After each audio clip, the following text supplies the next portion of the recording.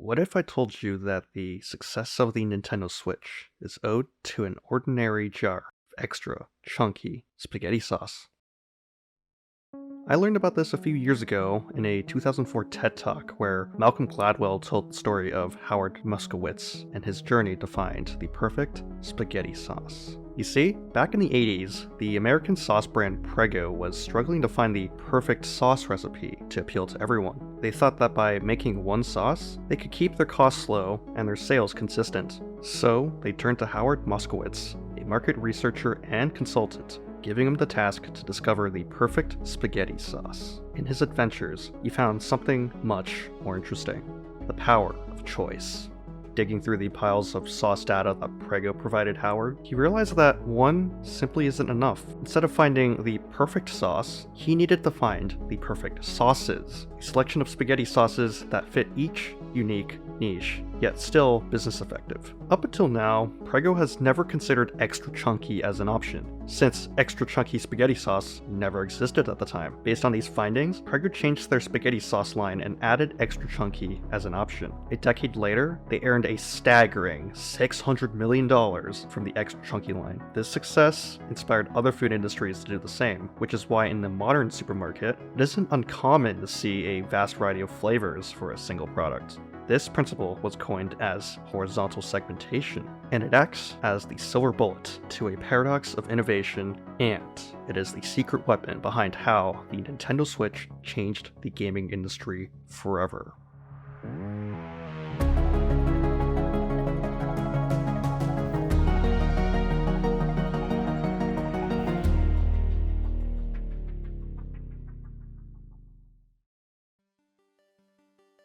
Ranking as the third best-selling video game console ever, approaching the doorstep of the Nintendo DS and PlayStation 2, it's easy to say that the Nintendo Switch's success as a hybrid console served as the catalyst for other companies to approach hybrid gaming in some way, even if they weren't designed to be a direct competitor. Mobile accessory manufacturers began designing controllers and backbones for various mobile devices. Mobile game developers began directly porting their console games onto mobile devices. Mainstream PC manufacturers, alongside Valve, began developing handheld gaming PCs with docking capabilities. Microsoft dabbled in mobile cloud gaming as part of their subscription service. Sony released a dedicated gaming tablet to connect to the PlayStation 5. In terms of being an actual hybrid console though, that is where the expectations don't necessarily align with reality.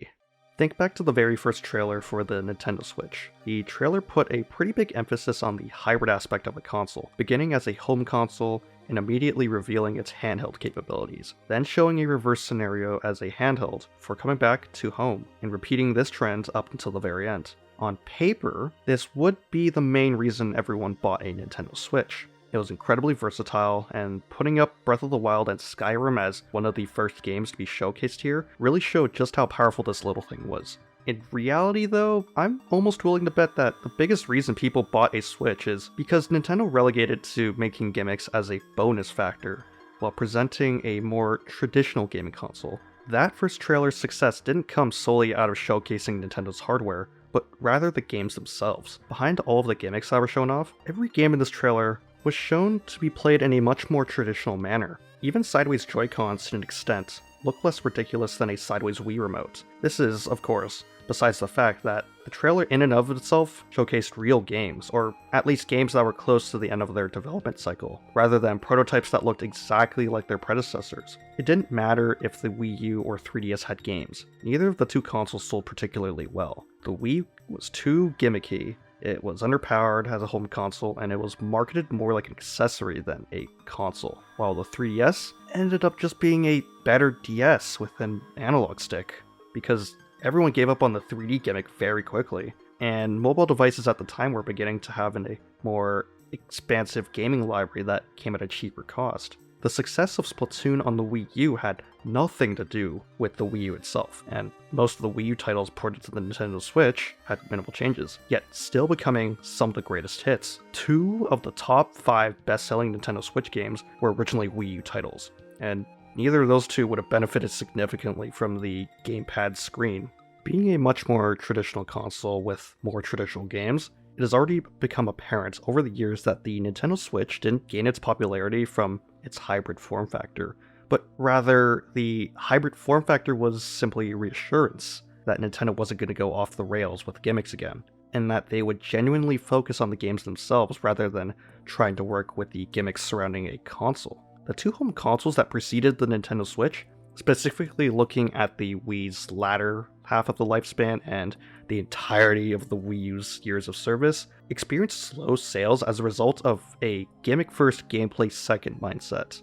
Games such as The Legend of Zelda Skyward Sword and Star Fox Zero relied too heavily on their respective consoles' gimmicks to appeal to the general audience, casting a level of doubt in Nintendo's ability to make games accessible for anyone to pick and play. This is further evident with some early Switch titles like Super Mario Odyssey, no longer enforcing mechanics from a console's gimmicks. The game recommended the use of Joy-Cons, but it didn't outright need them to be a good experience. By the time Super Smash Bros. Ultimate hit the scene, the idea of gimmick and portability became a mere afterthought and was only done out of necessity. Sure, you could gather all your friends together in school during lunch and all crowd around that one tiny screen to survive a match of 8-player Smash, but the intention of playing Smash together is simply within the circumstances that you don't have a dock or screen to play with, rather than embracing the novelty of actually playing on the go. Nintendo cleverly exploited the varied ways of their games, be it through handheld or TV, turning into a distinct advantage. However, that idea of versatility quickly developed a divide in the user base. Rarely do I ever hear stories of people using this console in every way it was advertised for, and in those rare circumstances, it's usually during a summer vacation. You have one side that primarily plays at home, on the dock, or tabletop, and almost never takes it out of their house. You have the other side that primarily plays on handheld, on the go, and never docks it because it's too much of a hassle, or their family is constantly using the TV, or they decided to purchase a Nintendo Switch Lite.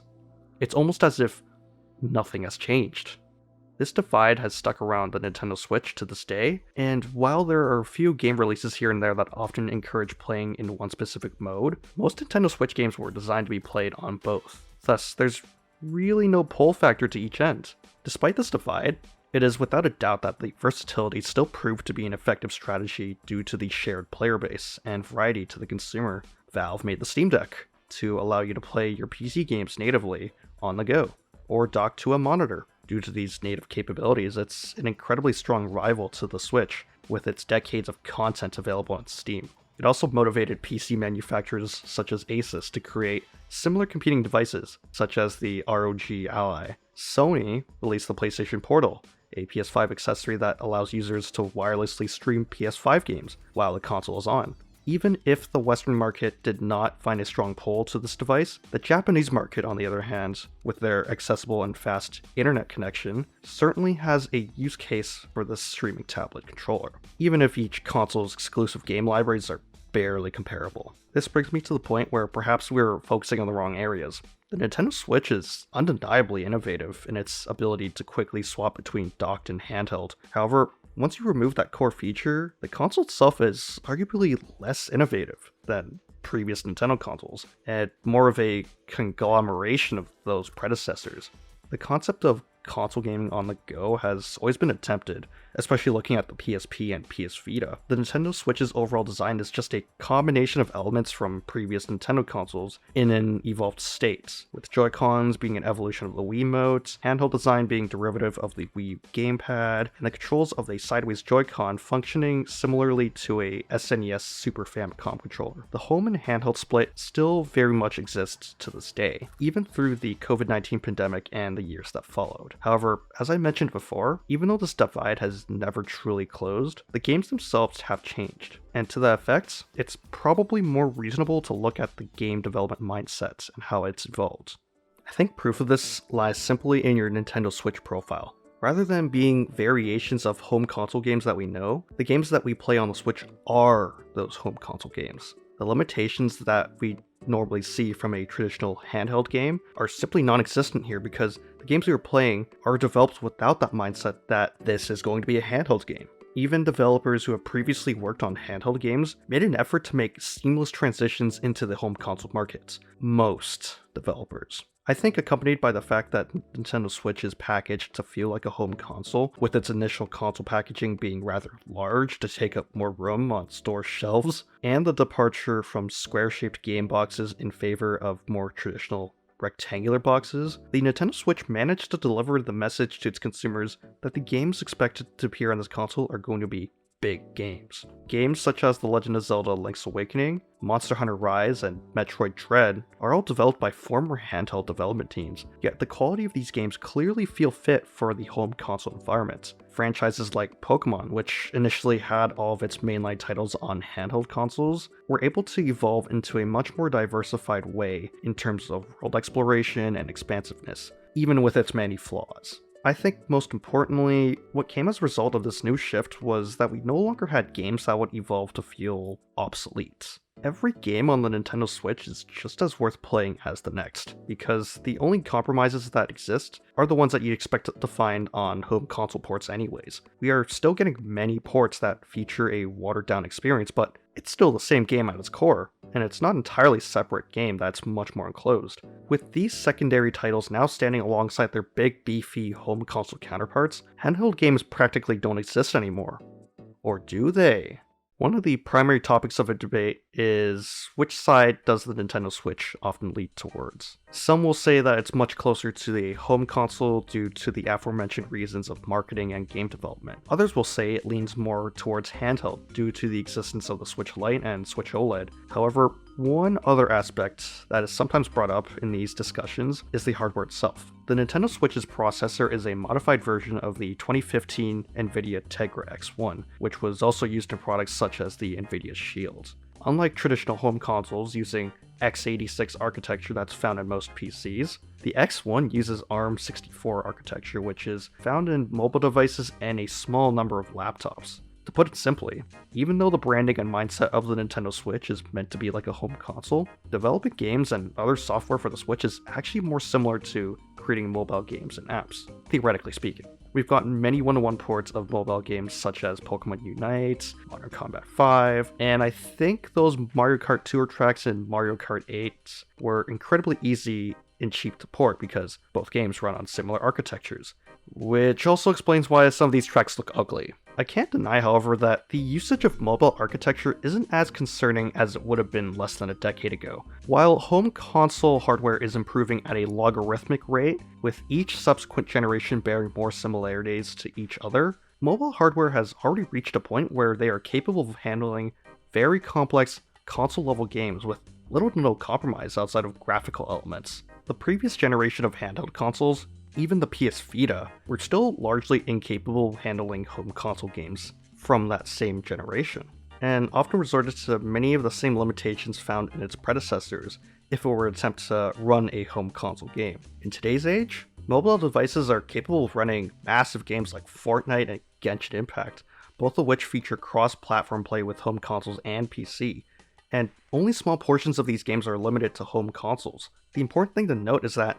these games were developed with PC specifications and PC hardware as a priority, as opposed to being mobile games that were upgraded to fit console and PC standards. However, while these ports do exist and are easy to push out, it appears that this relationship is rather one-sided. Even though some high-end mobile devices are much more capable of handling home console ports better than the Switch, the games available are usually limited to ones from AAA developers and cloud streaming services. Very rarely do we actually see home console games receive a one-to-one mobile port. Mobile devices are also compatible with Bluetooth controllers, so it's not like players could be forced to be using a touchscreen. I think this invisible barrier that we have here doesn't come out of any sort of hardware limitation, but rather development changes. Rather than viewing the industry as a split between home and handheld, what we now see is a split between traditional and mobile games. Mobile games don't actively try to be like their home console counterparts, and most of the time they don't even have a home console counterpart. Most mobile games today aim for shorter experiences and are typically designed to be played in the moment, rather than dedicating some time frame to do so. Most of these games are designed with a simplistic gameplay approach in mind, rather than attempting to emulate a traditional home console game experience. To further solidify this idea of traditional versus mobile, I think the elimination of handheld gaming pushed both manufacturers and game developers towards the singular approach of just traditional games. The Nintendo Switch's one platform structure showed that a home console experience can be done on the go, and the interest is incredibly high. The Nintendo Switch's hybridity was something that everyone will remember, but had it not been for the games being designed for its home console side, I don't believe this console would have been successful, and I don't believe it would have left an impact on the industry. We would probably be sitting in an increasingly stagnant video game industry that focuses more on evolving hardware. It just goes to show that this race for home console gaming on the go was never the main objective of the gaming industry, but rather a means to an end for reducing that hardware gap that plagued many game developers and consumers alike. It didn't take powerful hardware to get rid of this gap, nor did it ever need to. All that was needed was a 2004 TED Talk about spaghetti sauce.